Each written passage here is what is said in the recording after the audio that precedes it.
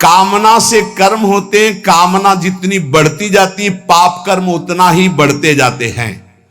शास्त्र के विरुद्ध मनमानी आचरण में पाप ही होता है।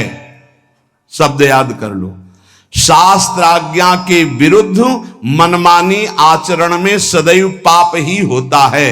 ये विकर्म बड़ा भयावह होता है और ये भारी दंड देता है, और ये कभी नष्ट नहीं होता। नष्ट तो भगवान कर सकते हैं केवल।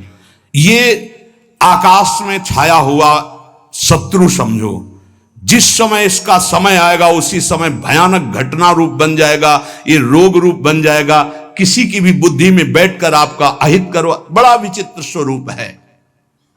कोई पूछ रहा था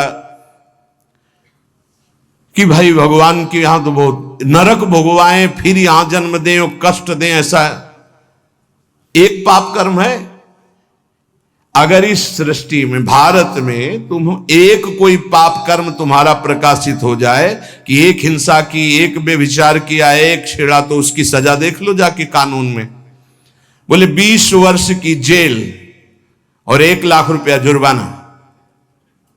इसके बाद जुर्माना क्यों, जब उसको सजा दी जा रही है तो जुर्माना कैसे दे? उसको सजा दे दी। नहीं, कानून है, ऊपर से है जुर्माना। तुमने ऐसा किया 7 साल की जेल, 50,000 जुर्माना देना पड़ेगा। ऐसे ही नरक भोग और इसके बाद पुनः तिर्यक योनियों में जन्म और उसका दंड, ये जुर्माना।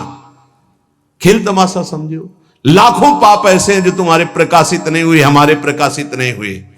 अगर भगवान की प्राप्ति नहीं होगी तो एक एक सेकंड के कर्म का भोग भोगना पड़ेगा।